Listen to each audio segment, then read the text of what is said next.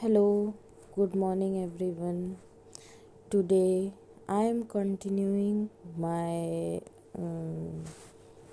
last last week's thyroid function test, which I said that I will give another video for other tests. So here firstly I start my presentation of thyroid function test with the pathology report. This is a sample report that can be found on Google. So here you can see that it is thyroid profile. The investigation result and reference values are given. We have three type of tests: T3 total, T4 total, TSH, and all have come normal. Then we have interpretation T4, T3, TSH. Low level, if it is low level, then it is hypothyroidism for T4 and T3, and if it is high level, then it is hyperthyroidism for T4 and T3. But the case is changed for TSH. If TSH is low level, then that is hyperthyroidism, and if TSH is high level, then that is hypothyroidism.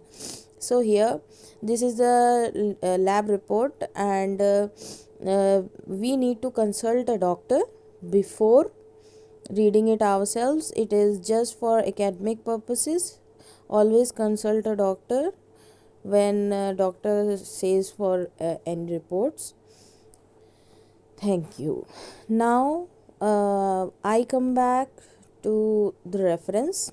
I have taken all my matter from two books. One is clinical biochemistry, that is from Nanda Maheshwari, JP Brothers Medical Publishers, and another is Introduction to Clinical Biochemistry, Sucheta Dandikar of Career Publications. Apart from that, drlogy.com, that is the basic site you can refer for test report format. Now I come to the last part, that is T3 test. T3 tests, T3 and T4 tests. So this is taken from American Association, and the reference for this I will put in the description or comments later on. So here let's start with we have already well, let's revise first. We know what is thyroid gland. We know what is thyroid function test. We know in thyroid function test there are three types. One is TSH test. In last video I have already talked in detail about TSH test. I have already talked about how thyroid works. I have already talked about there are two more tests, that is free T4 and free T3. So let's continue, and I told that I will give the reference and report and next T3 and T4 tests. So let's start with T4 tests. T4 is the main form of thyroid hormone circulating in the blood. A total T4 measures the bound and free hormone and can change when binding proteins differ.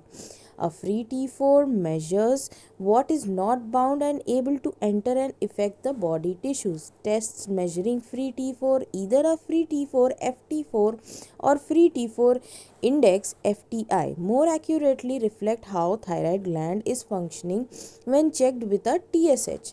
The finding of an elevated TSH and low FT4 or FTI indicates primary hyperthyroidism due to disease in the thyroid gland. A low TSH and low FT4 or FTI indicates hypothyroidism due to problem involving the pituitary gland. A low TSH with an elevated FT4 or FTI is found in individuals who have hyperthyroidism. So, in the first paragraph, we come to know that we already know T4 is thyroxine. It is the main hormone secreted from thyroid gland. Now, total T4, what does total T4 measure? Total T4 measures bound and free hormone and can change when binding proteins differ. A free T4, what does that measure? It measures what is not bound and able to enter and affect the body tissues. So the free T4 can measure what is not bound and it can affect the body tissues. Now tests for measuring free T4 are called FT4 or FTI, and they more accurately reflect how thyroid gland is functioning when checked with TSH. So we always check TSH and FT4 or FTI. So that was T4 tests.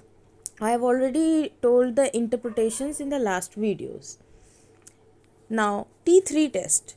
T3 tests are often useful to diagnosis hypothyroidism or to determine the severity of the hyperthyroidism. Patients who are hyperthyroid will have an elevated T3 level. In some individuals with a low TSH, only the T3 is elevated and the FT4 or FTI is normal. T3 testing rarely is helpful in hypothyroid patients since it is the last test to become abnormal. Patients can be severely hypothyroid with a high TSH and low FT4 or FTI but have a normal T3. Free T3. Measurement of free T3 is possible but is often non-reliable and therefore not typically helpful. So here we are talking about T3 and T4. T4 we already did. T3 test is very useful in diagnosing hyperthyroidism and it is not very useful in hypothyroidism. And free T3 is possible but it is a not reliable tests. So we have only two tests that are main, that is TSH, FT4 or FTI, and free T3 tests. So those who have hyperthyroid will get elevated T3 level. In some individuals with low TSH, only T3 is elevated. So T3 testing will be helpful for hyperthyroidism only. Now reverse T3. Reverse T3 is a biologically inactive protein that is structurally very similar to T3, but the iodine atoms are placed in different locations which makes it inactive. Some reverse T3 is produced normally in the body but is then rapidly degraded. In healthy non-hospitalized people, measurement of reverse T3 does not help determining whether hypothyroidism exists or not. So reverse T3 can be they are saying that in the structure of T3, iodine atoms have different locations. So T3 is produced normally in the body, but it is rapidly degraded also. But in healthy people, measurement of reverse T3 doesn't help determine whether hypothyroidism exists or not and is not clinically useful. So basically not free T3, not reverse T3, and T3 tests are not useful in hyperthyroidism. Thyroid antibody test. The immune system of the body normally protects us from foreign invaders such as bacteria and viruses by destroying these invaders with substances called antibodies produced by blood cells known as lymphocytes. In many patients with hypothyroidism or hyperthyroidism, lymphocytes react against the thyroid autoimmunity and make antibodies against the thyroid cell proteins. Two common antibodies are thyroid peroxidase antibody and thyroglobulin antibody. Measuring levels of thyroid antibodies may help diagnose the cause of the thyroid problem. For example, positive anti-thyroid peroxidase and or anti-hypothyroidism result in diagnosis of Hashimoto's thyroiditis, while detecting antibodies is helpful in the initial diagnosis of hypothyroidism due to autoimmune thyroiditis. Following their levels over time is not helpful in detecting the development of hypothyroidism or response to therapy. TSH and FT4 are what tell us about the actual thyroid functions or levels. So here antibodies are those molecules or substances which are produced by our immune system. Immune system is a defense mechanism of the body, and these are produced by mostly white blood cells or leukocytes. Here they are called as lymphocytes. So immune system, it protects us from foreign particles like bacteria, virus, and they produce antibodies, and these are produced by the cells called lymphocytes. Now, what about the patients of hypothyroidism and hyperthyroidism? They start reacting against thyroid, and they make antibodies against thyroid cell proteins. These antibodies that are against thyroid cells are two types, that is thyroid peroxidase antibody and thyroglobulin antibody. So when we measure the level of thyroid antibodies, it may help diagnose the cause of thyroid problem. If antithyroid peroxidase or antithyroglobulin antibodies in the patient with hypothyroidism result in a diagnosis of Hashimoto's thyroiditis. It is a type of a disease. While detecting antibodies is helpful in the initial diagnosis of hypothyroidism due to autoimmune thyroiditis, following their level over time is not helpful in detecting the development of hypothyroidism or response to therapy. So, for initial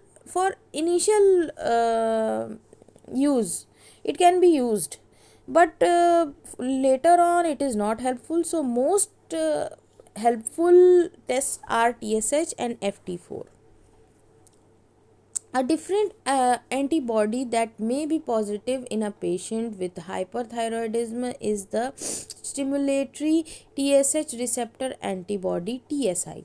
This antibody causes the thyroid to be overactive in Graves' disease. If you have Graves' disease, your doctor might also order a thyrotropin receptor antibody, TSHR test, or TRAB, which detects both stimulating and blocking antibodies. Following antibody levels in Graves patient may help to assess a response to treatment of hyperthyroidism, to determine when it is appropriate to discontinue antithyroid medication, and to assess the risk of passing antibodies to the fetus during pregnancy. So here, uh, that was for Hashimoto's disease, and this is for Graves disease. There is a antibody that is produced, which is called TSH receptor antibodies, and we have a test for that, that is called TSHR, and it detects stimulating and blocking antibodies. And after that, the patient is getting any response for the treatment of hyperthyroidism. If the medication need to be discontinued, or there is a risk of passing antibodies to the fetus during pregnancy, all can be detected through this test, TSHR. Now, what is thyroglobulin? Thyroglobulin, or Tg, is a protein produced by normal thyroid cells and thyroid cancer cells. It is not a measure of thyroid function, and it does not diagnose thyroid cancer when the thyroid gland is still present.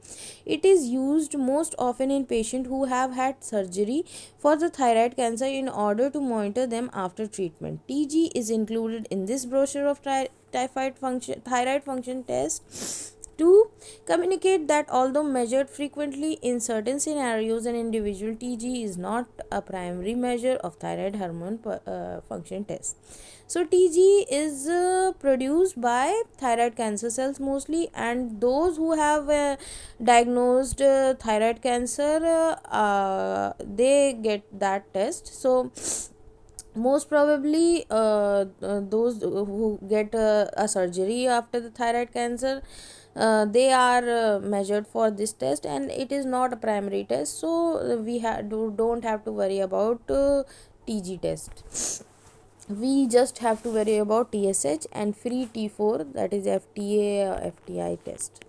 Non-blood tests. Now these were the blood tests. Now we come to non-blood tests. We saw hypothyroidism, hyperthyroidism, then Graves disease, then Hashimoto's thyroiditis. Now we have non-blood test, that is radioactive iodine intake. Because T4 contains iodine, The thyroid gland must pull a large amount of iodine from the bloodstream in order to make an appropriate amount of T4. The thyroid has developed a very active mechanism for doing this. Therefore, this activity can be measured by having an individual swallow a small amount of iodine, which is radioactive. The radioactivity allows the doctor to track where the iodine goes by measuring the amount of radioactive that is taken up by the thyroid gland. Radioactive iodine uptake, RAIU.